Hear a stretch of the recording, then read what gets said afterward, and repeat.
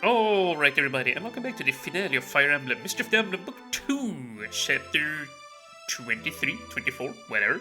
And we are just gonna relax and, yeah, well, listen to Godo here, and then we're gonna watch the post-game stats at the end of this video here, so yeah, I'm very excited to get the show on the road. So, let's just listen to Godo here. Medusa's servants, the Earth Dragons, have also vanished into the darkness, yeah? As long as the Binding Shield exists, they won't awaken anymore. Well, we had the Binding Shield before, and they, the thieves just got a hold of it and picked it apart, so yeah, I don't know what, well, if we can really feel safe here.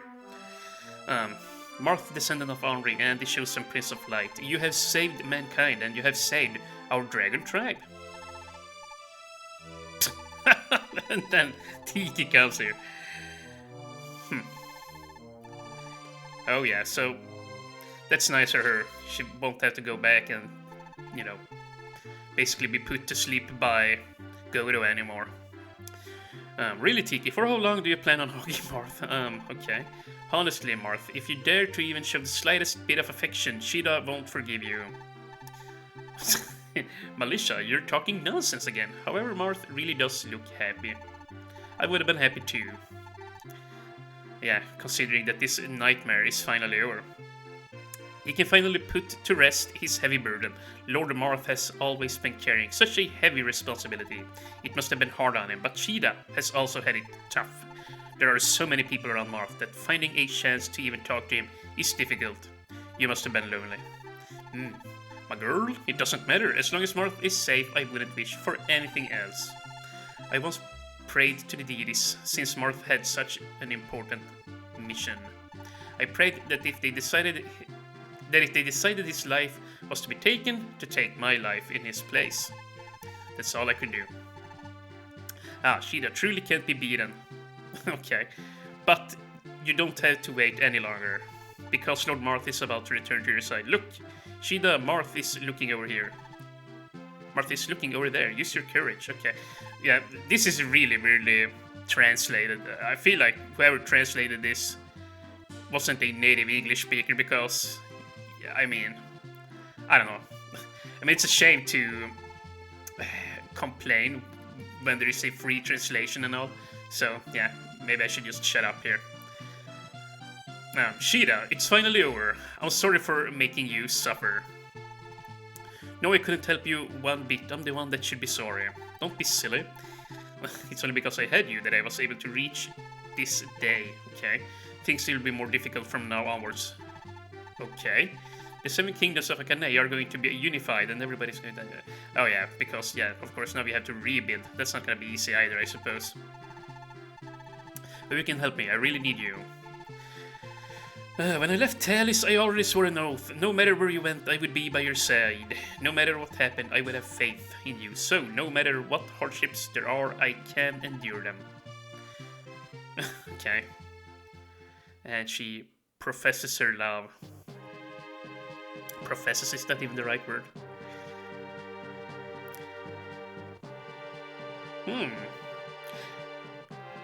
I'm not sure, but it might be that you don't get... Well, I don't know. I don't know. I feel like I haven't seen this picture here before, but maybe I have. I was gonna say... Maybe you don't get these pictures if you don't save all the ladies there. But I'm honestly not sure. I do recall this picture though. Akane was established and peace reigned.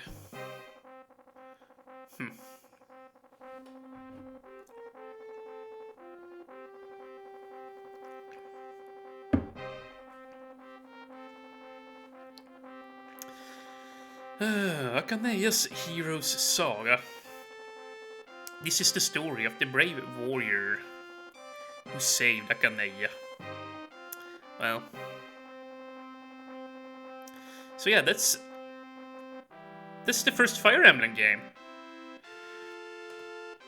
Pretty simple game. No fancy mechanics, no fancy graphics, but still a very fun game. Ooh, okay, let's watch this. Shut up, you guys. We gotta We gotta focus here now.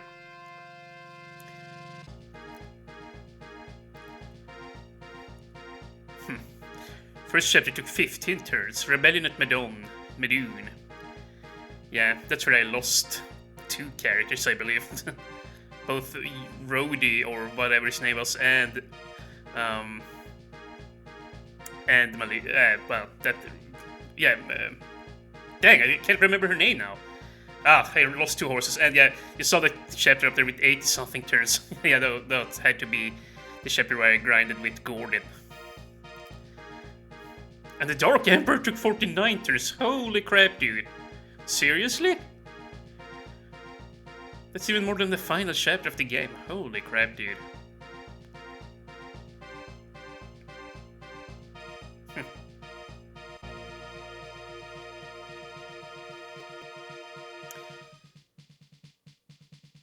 Yeah, here we go. Personal records. This is the interesting part. Masu. 35 wins, 3 losses. Yeah, he died quite a few times.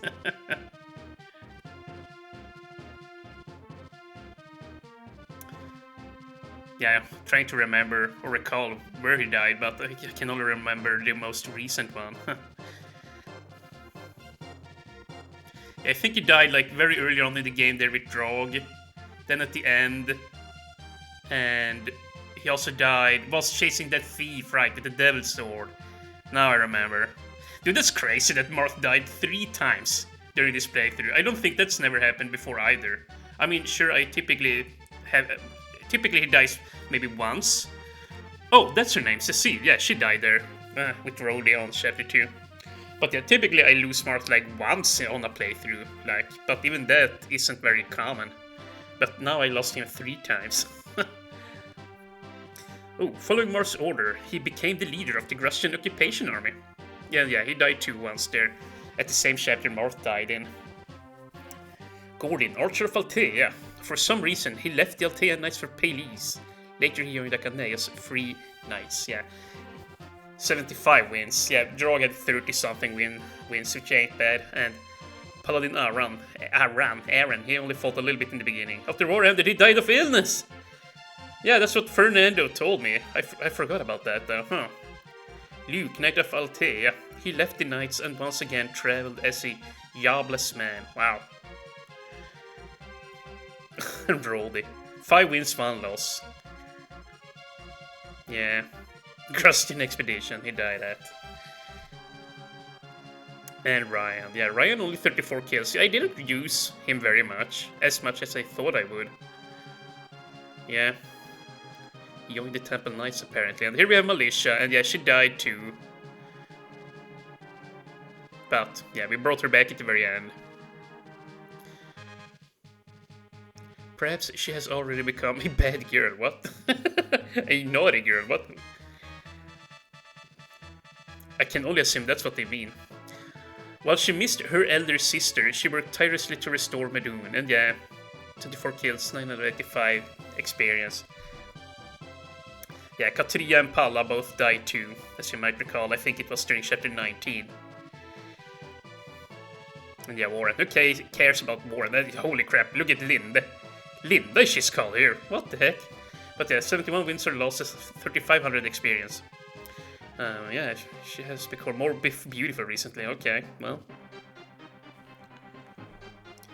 And yeah, Palla, 36 kills. I gotta stop saying 6 instead of 6. Holy crap. She buried her troubling thoughts and persevered with her work. Okay. Julian, 28 wins, 0 losses. Good. 1,400 experience. Yeah, he did really well. Along with Lena, he cared for orphans at a monastery in Medoon. Okay. Ogma, 51 kills. After the war, he vanished. That's all. And Jubello, 22. Wow, that's not very many. I thought he would have won more fights. And apparently he's working for Marth now. Maybe Yumina does that too then. Oh my god, look at the experience she's gained. She studied at Paley's Magic Academy. Okay, so the siblings split up there. And yeah, Castor. I completely just ditched Castor along the way. Yeah. Typically I don't do that, but yeah, for this playthrough, that's what happened. But yeah, oh my god, serious. Yeah, 37 wins. But yeah, since I knew I would have to use these 4 characters, I kind of had to put aside some other characters. You know, typically I would probably have used Custer there at the final map, but you know, since I needed that series, Minerva, Julian, and Merrick, you know, they ate up some slots there. So, you know, I knew that in beforehand, so that's why I had to cast some characters aside there. And Wendell also did quite well for himself. And here we have Random Mercenary Santu. Mr. Santu fell in battle during the Graveyard of Dragons. 5 wins, 1 loss. Nabal, Scarlet Sword, 58 wins, 0 losses. Yeah, holy crap, dude. He ignored the hopes of others and once again left like the wind. Yeah, he even beat the final dragon there. And Traveling Dancer Fina, yeah, she died, but we resurrected her. After the war, she left with the one, like the wind. What? Maybe she left with Nabal. Huh. Kane, Knight of Altea, 1 win, 7 experience. He became the leader of Altea's Royal Knights. After Jaeger's death, he became Marth's consultant, subordinate, or something. Yeah, okay. Ooh, my goodness, I never had 35 wins on Bantu. After discarding his Dragonstone, he left for whereabouts unknown. And greatest archer ever, Mr. Jorge. After the war, he formed the Achanean Free Knights to protect people from thieves. That's very noble. And Minerva, 32 wins. She abandoned the Medonian throne to work at Lena's monastery. That's pretty neat.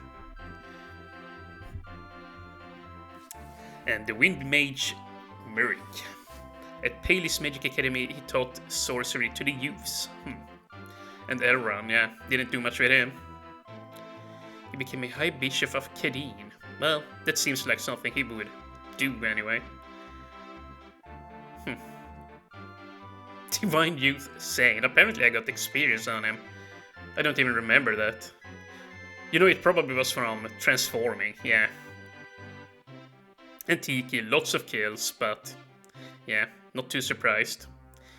She lived her days happily, warmly surrounded by the citizens of Pales. Wayward Knight asked. And the sound went out again. Yeah, I'll probably just insert. Once again, much like in book 1, I will insert some music. Abel, 10 wins, 560 experience. Yeah, he didn't get to do a whole lot, but, you know, I used him a little bit. And Astram, yeah, we brought him back. Okay, let's see, does he go with Midja or the service recently he finally married his loved one? Yeah, okay, so he probably married with Midja there. I don't think it would have said that there unless I had resurrected her. She refused Marth's request and abandoned the throne of Gra. Oh, okay. She didn't want to become the queen then, I guess. Samson, Shima's hero. Okay, 21 wins. After the war, he resided permanently at Pales. 0 wins, 1 loss. Okay. She joined the Achanean Free Knights to serve her people.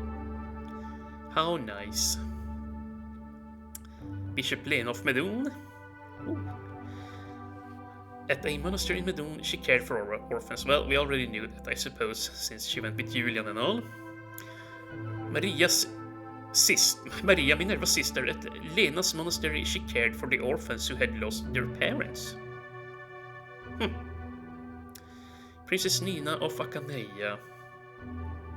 After the war, she left Achaneia in Marth's pants and vanished. Dude, I'm so stupid.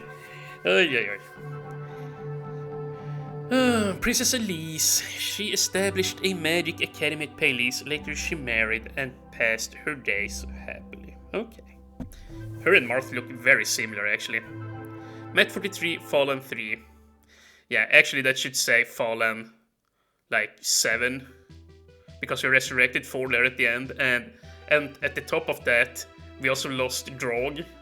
but I loaded, so he came back, and then we also lost Katria and Palla, so that's another 3. So all in all, I lost 10 characters, and on top of that, Marth also died 3 times, so I had 13 deaths in this playthrough, in comparison to the first book, where I only had 4 in total.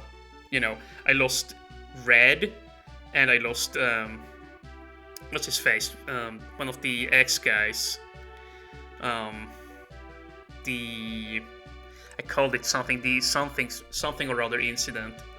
The Red incident, Dude, that's gonna kill me if I can't come up with his name. But yeah, I lost Red in book 1, I lost Castor and Gordon at the final map too.